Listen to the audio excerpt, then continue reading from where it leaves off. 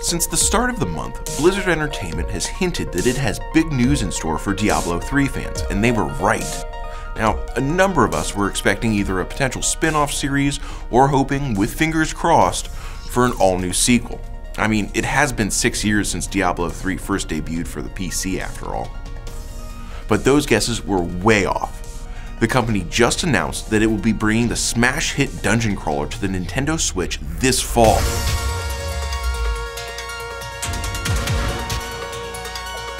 Specifically, Blizzard is porting over the Diablo 3 Eternal Collection, which includes the game itself, obviously, as well as both the Reaper of Souls and Rise of the Necromancer expansion packs. That means you and up to 3 buddies will be able to battle as one of 7 classes through Sanctuary's 4 expansive levels, fighting undead monstrosities and demonic level bosses, just as you previously have on the PC, PlayStation 3, and Xbox 360.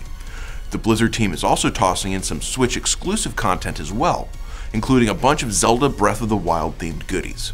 The Switch experience also offers a unique twist on the multiplayer gameplay. The team has managed to pack the entire controller functionality into each individual Joy-Con. In this way, you can get 2 people playing on a television using a pair of Pro controllers, and another 2 using a separate Switch in kickstand mode, each playing on a single Joy-Con.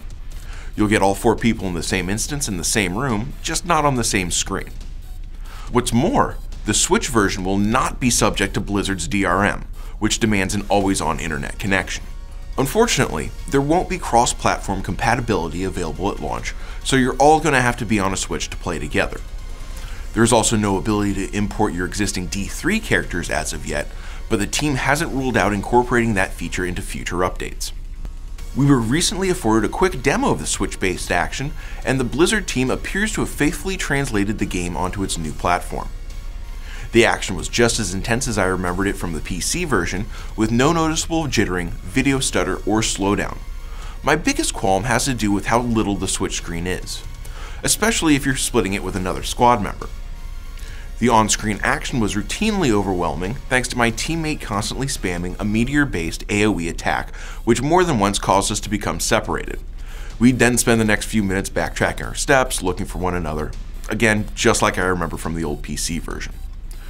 There's no firm release date for the game yet, nor is there an MSRP, but stay tuned to Engadget, we'll have more D3 news and updates coming throughout this fall.